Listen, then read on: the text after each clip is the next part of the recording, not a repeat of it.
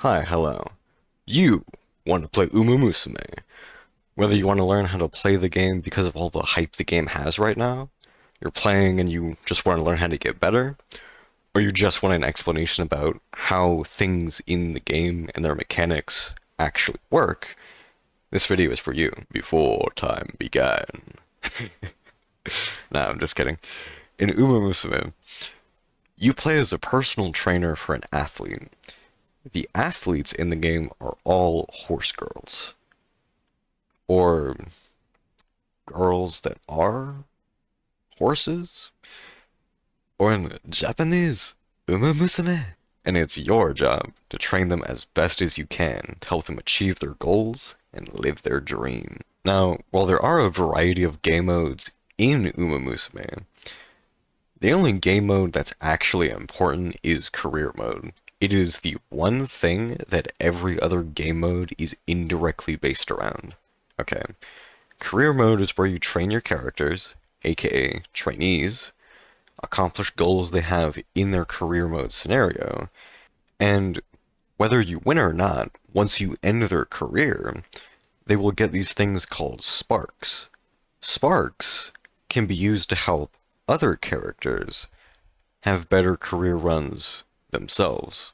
So your success kind of compounds and just builds on itself. Now, what actually are the real roles of characters, legacy characters, and support cards? The three main things you need to know is that you select your main character, aka the trainee, and then some already trained characters from previous career mode runs you've done. And also, I do recommend picking the guest option and developing your friends list so that you've got a good character that someone else has, and then you can just use that as your legacy character as well. But on top of that, you'll use your support cards to help train your character directly. Explaining why you choose what legacy characters and support cards you choose can get kind of complicated, but I'm going to try to keep things simple. Sparks are inheritable attributes, skills, and stats that are attached to a specific copy of a character. Every time you train someone in career mode, you select a default version of them, and then you create a custom copy of them that is customized related to how you trained them, right? When their career ends, they create sparks.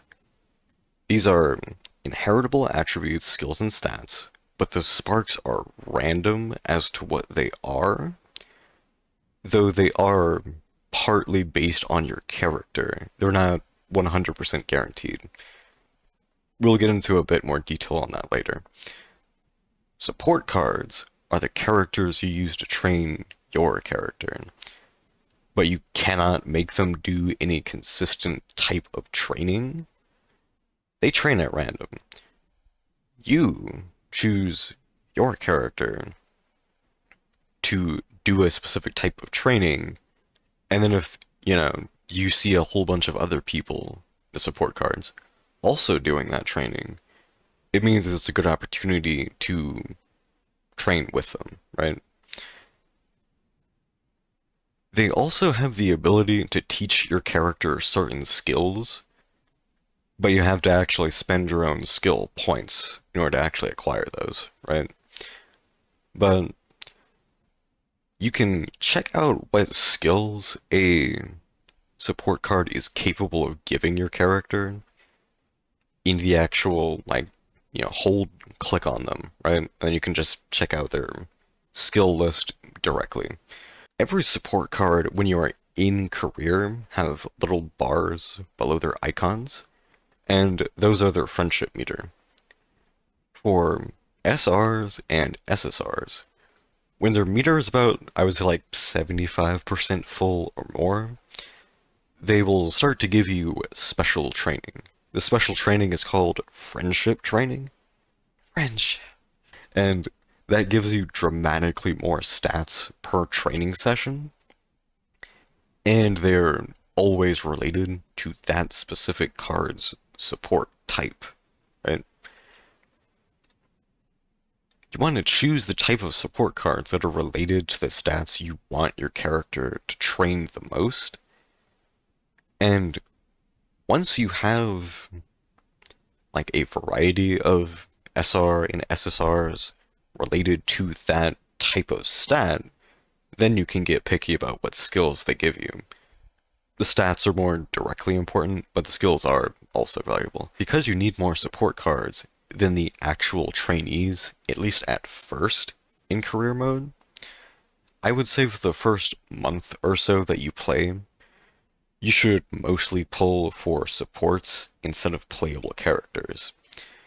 The game already gives you a base roster of characters in the tutorial pull that should be good enough for most anything you'd want, but it is better to have more characters than just those, because it makes it so that you can, compound your success more consistently for the specific type of character that you want to train. But to be honest, the best characters that are going to be in the game are mostly not even in the game yet, because the Japanese version of the game is like a few years ahead of the global version. We just got the global version like a few weeks ago.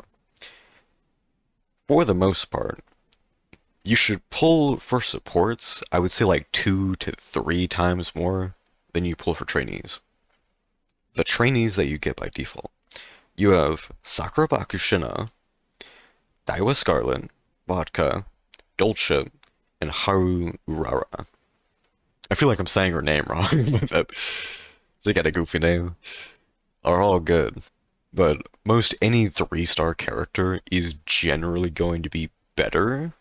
But technically, even though Sakura Bakushin is a 1-star character, she's technically like so good that it doesn't even matter if she's a 1-star character. But technically the 3 stars are just generally better, right? Characters like Aguri Cab, Silent Suzuka, Symboli Rudolph, etc.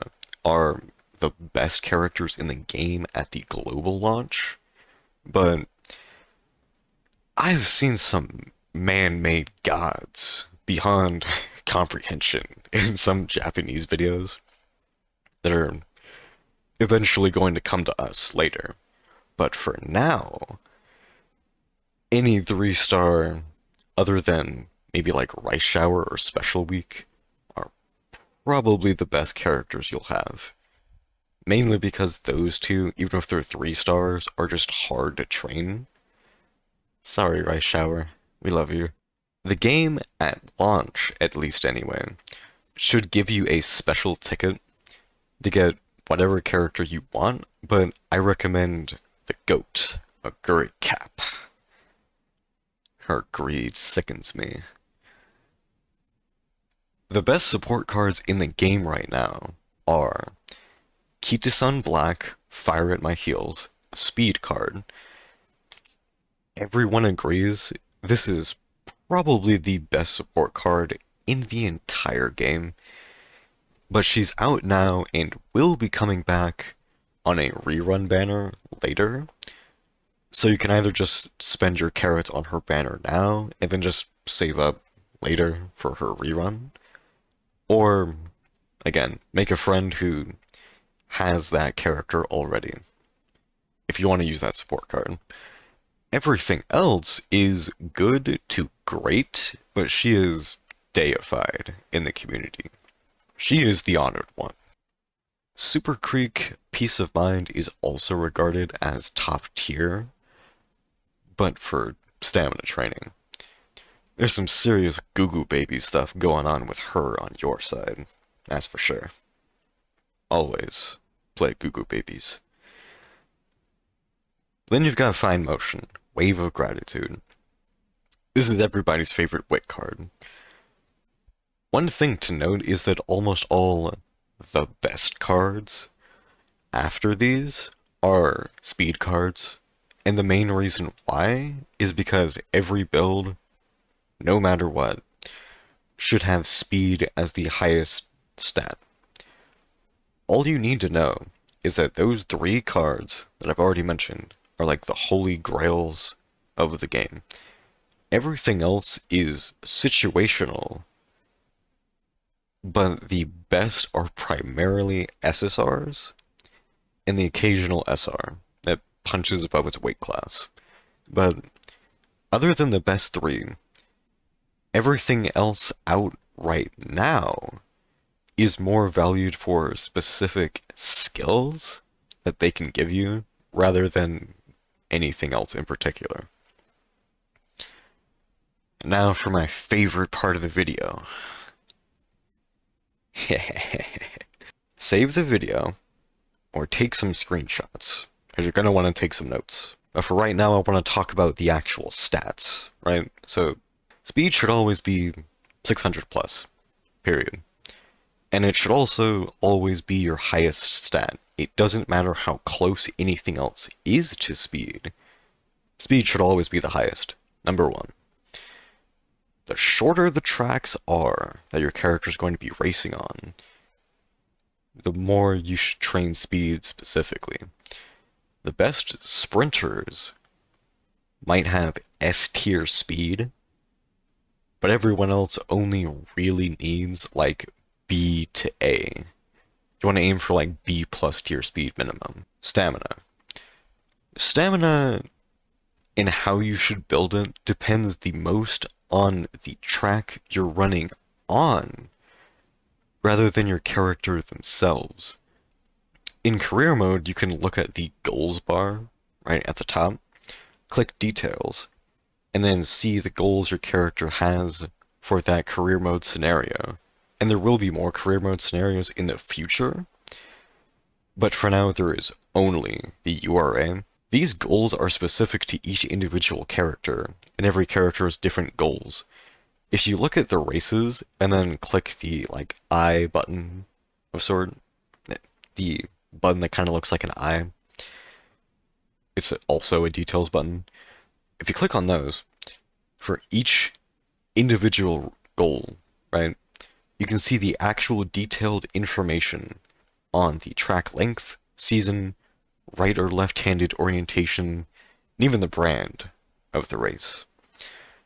The longest race your character has to run in and do well in is what you should train your stamina around.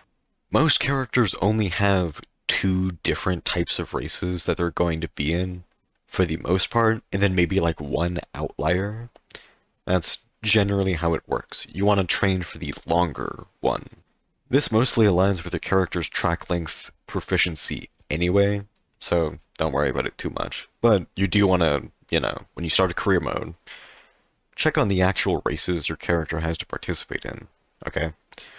The short tracks, like sprint and mile, require like 400 plus stamina, but the medium tracks you should aim for like 500 to 600 stamina.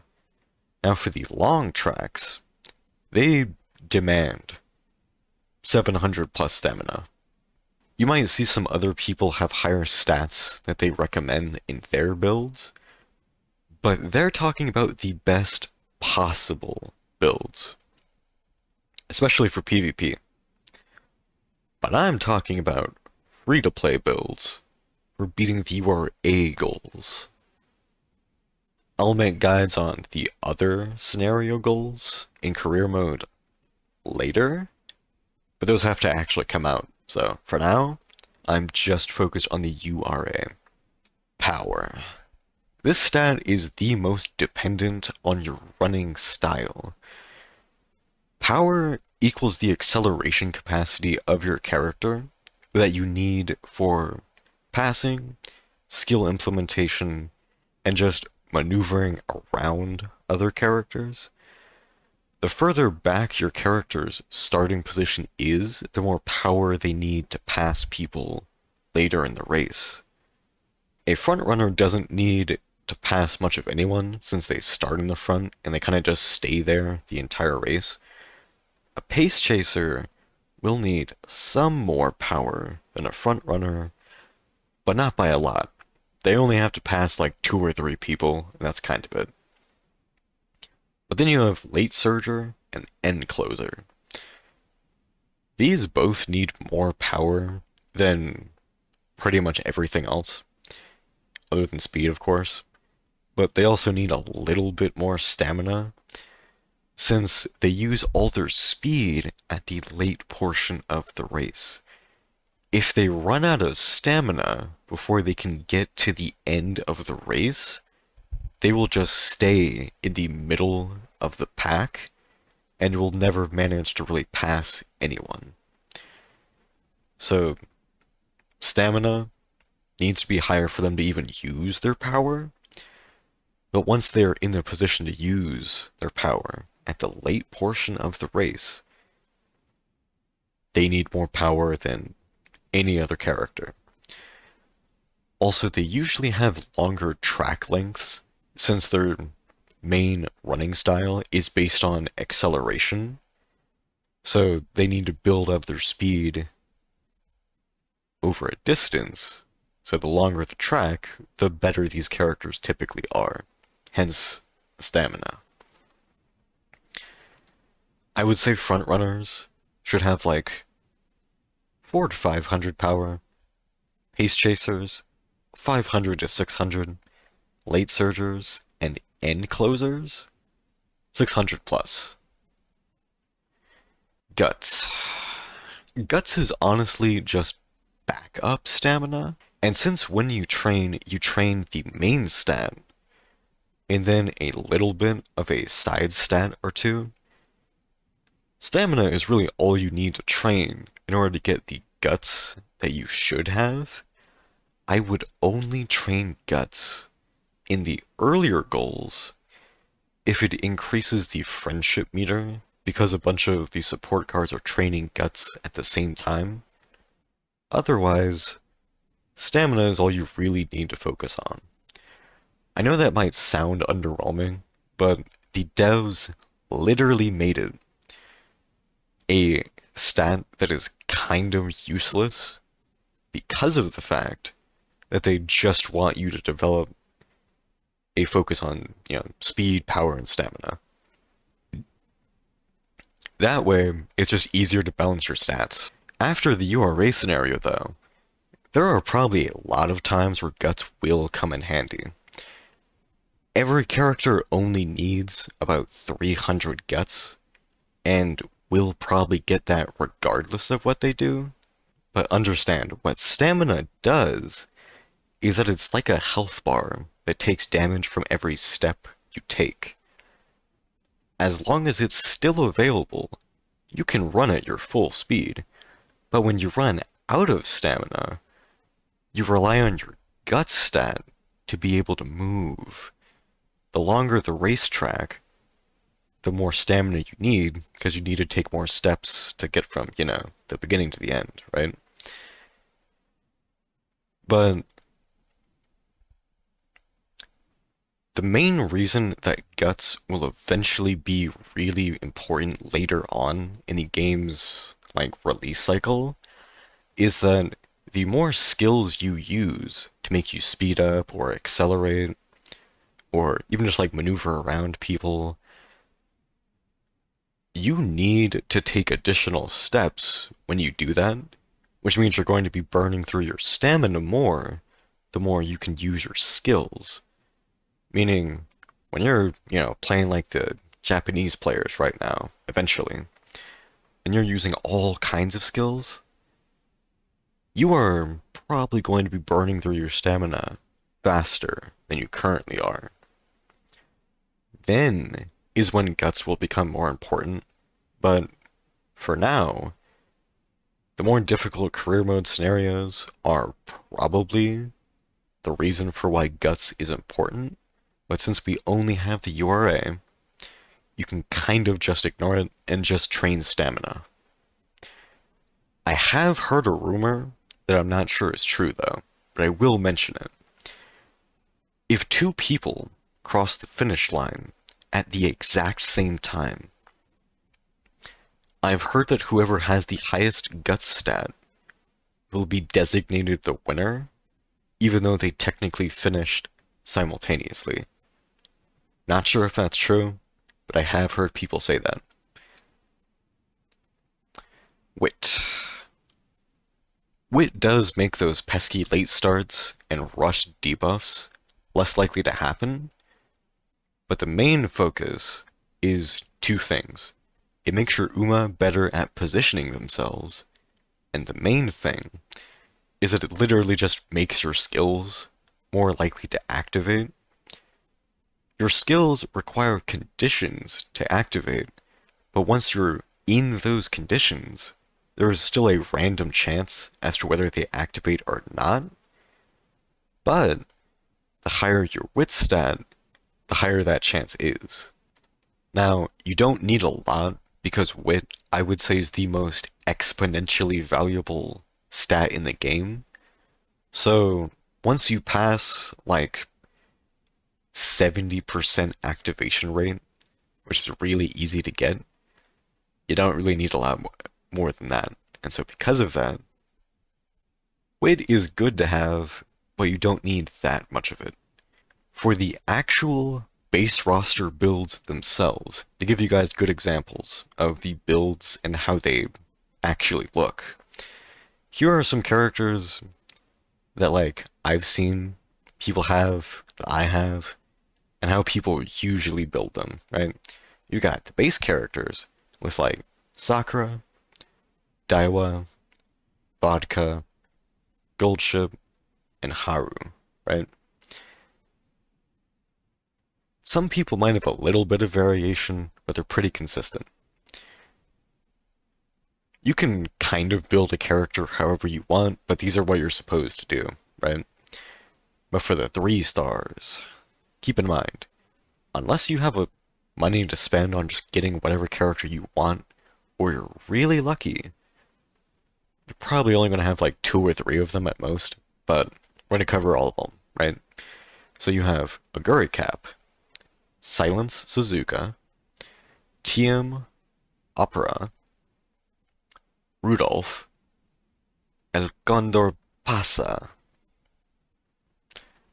Rice Shower, Special Week, Tokai Teo, Mejira Queen, Mihano Bourbon, Biwa Hayat, Biwa Haya Hide, that one's a mouthful, and Taiki Shuttle. Now, one thing I want everyone to know is that the 2 easiest ways to see other people's builds and follow them, if you think they have a really good character and really good builds that you want, so that you can borrow their legacy characters, or even just their support cards. 1. Go to the main menu on the Home tab, then Club. It's right above the Enhance tab and right next to the shop. Look around at the clubs. Once you're looking at their members, you can look through a person's like eye details button, and then see their veteran characters in their archive.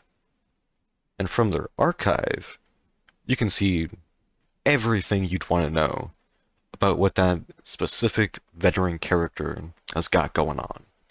Their wins, their stats, their skills, their legacy, their inspiration. You can see a lot of that stuff. If you like someone's characters and you friend them, you can use some of their characters as your legacy characters. And it's not just a thing that you can do, it's something that I think everyone should do because it is so beneficial. But you can also just look in the Friends tab on the like side menu, and you can add people who are recommended to you. But you should look through their builds first, though. Sometimes they don't even need to have that many good characters. They can just have one good character you want to borrow, and that's kind of it.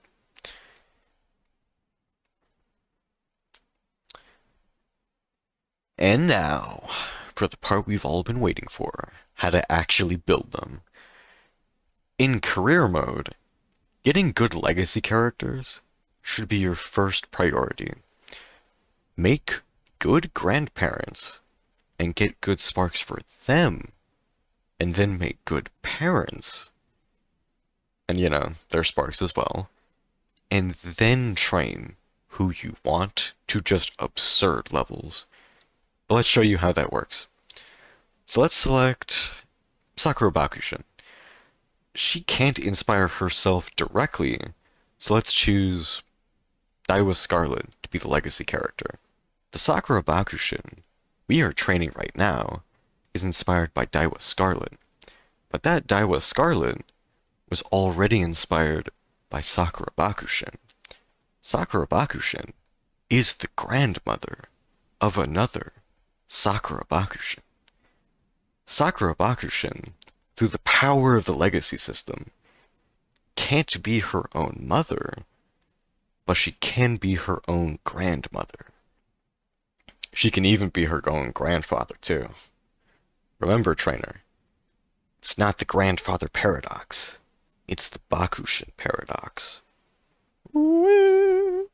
Questionable breeding practices aside, what actually makes good sparks? Okay, so there's 4 major types of sparks. There's the blue, pink, the green, and the gray. Blue sparks are stat boosts. These are the most simple, but also the most important. Pink sparks are proficiency boosts for things like track and style ratings, right? Then there are the gray sparks, which are skills that your character acquired that they can pass down. But then there's the green sparks. These are the unique skills, aka the ultimate skills, that a character has, right? Some unique skills are good on every character, like Daiwa Scarlet or Maru Zensky's, but some are very situational and not usually worth your time.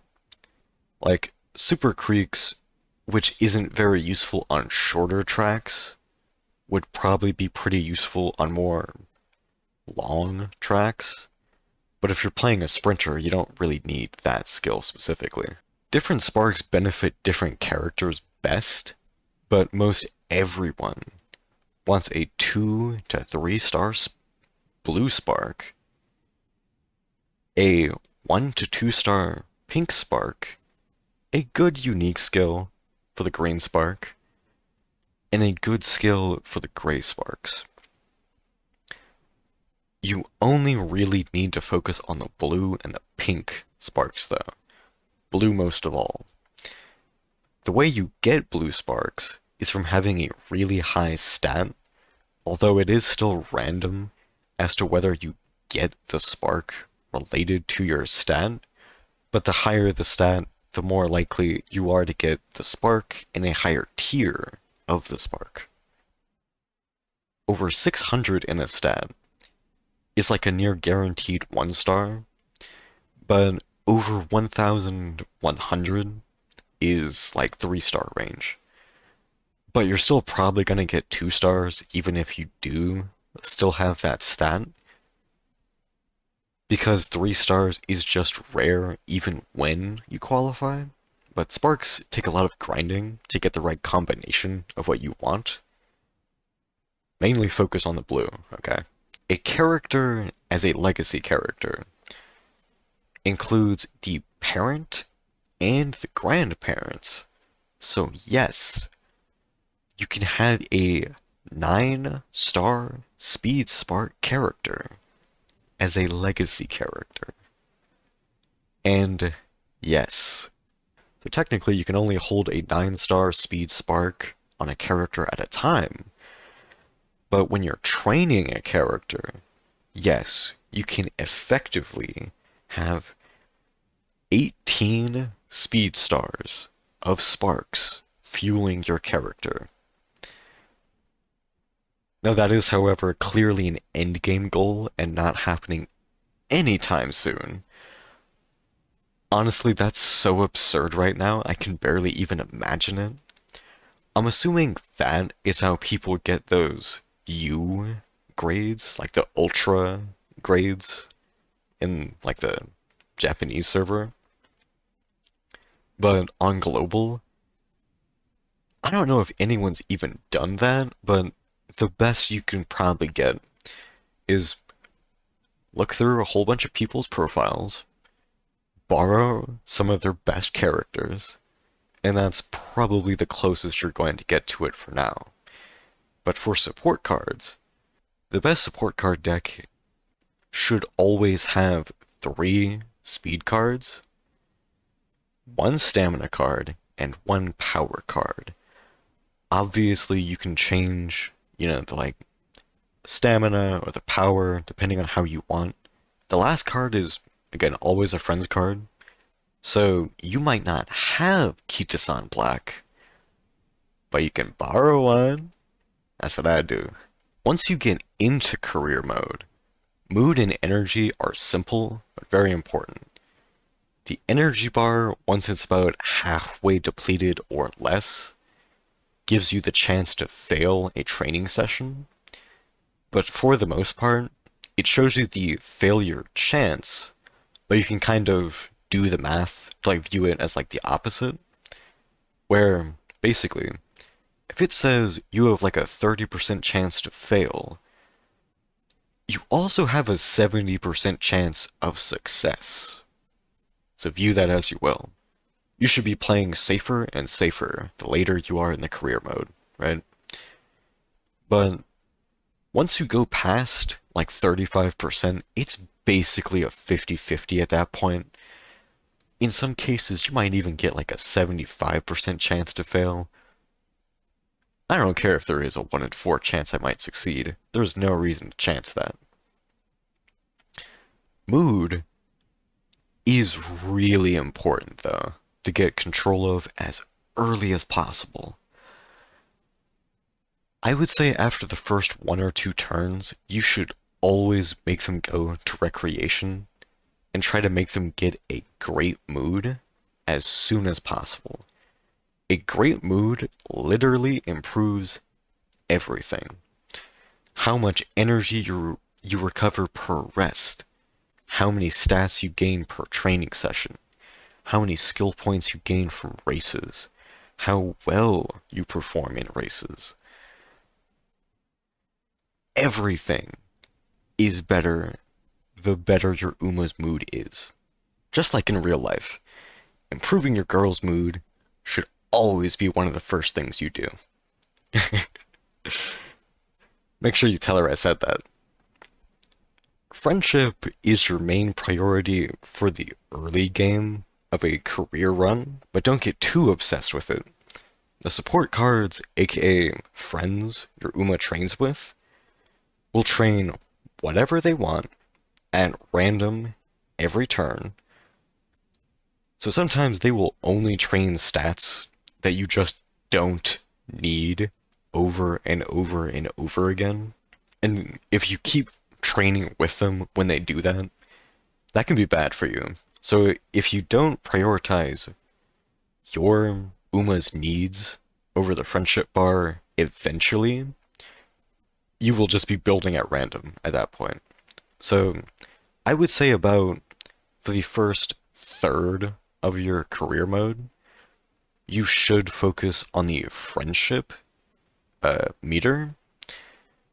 And once you get those friendship bars full, you can reap the rewards of just ludicrous friendship training stat bonuses. Especially if you get multiple characters to have their friendship bar of the same type at the same time. I want to see what people's personal record is, though. I think the highest that I've ever gotten is a bit over 50, but tell me what your best is. I want to know if it's possible to go up to 75, because you got everybody on speed at the same time. For the most part, you just want, I would say 5 solid skills that you can activate consistently. Some skills have a condition required to activate that can be kind of niche, but some are basically guaranteed. So there are right and left-sided track skills that have a 1 in 2 chance of being usable. But then there are skills like the last spurt skills, corner skills, straightaways. Those are always useful on every character. They're always useful. Ideally, you want a corner skill, a straightaway skill, a last spurt, or break out of the pack skill. Probably one positioning skill, and definitely a stamina skill. The best one in the game is Swinging Maestro. Any stamina skill that activates in the more like middle of a race is a good stamina skill. Swinging Maestro is good because it is related to the corners. Here's the thing. The corners are usually going to be towards the middle of the time of the race. So for the most part, Swinging Maestro pretty consistently activates in the middle of a race at the best possible moment. That's why it's the best skill for stamina. If a character, by default, especially their unique skill, is really good for a specific type of running style, that is probably the running style you should give that character. So Daiwa Scarlet might have some pace chaser skills, but her ultimate requires her to already be in the lead, which means it's best for a front runner because she basically is going to be going absolute full speed in the front, creating a huge gap for her entire last spurt. Meanwhile, if she's a pace chaser, her last spurt is shorter than a front runner's. And so because of that, Daiwa Scarlet is a good front runner, but is actually not that good a pace chaser. The last thing that I do want to talk about is the actual overall character rank. The, balance of all their skills and their stats and their abilities. When you finish a career and you get that, character rank, I just want you to know, a good B+ character is probably better than an A rank character, because technically the game cares more about you having really high singular stats, and then also a lot of different skills in terms of how the rank is calculated. Obviously, there are some people with really high rank characters that are probably better than yours, but the actual character's performance is not one-to-one with their rank. So just remember, your character's rank is not actually that important. Okay? You can meme, but be satisfied with your B+ character. Because for the game right now, that is where most people are. And that's good. With all that said though, feel free to screenshot as much as you need.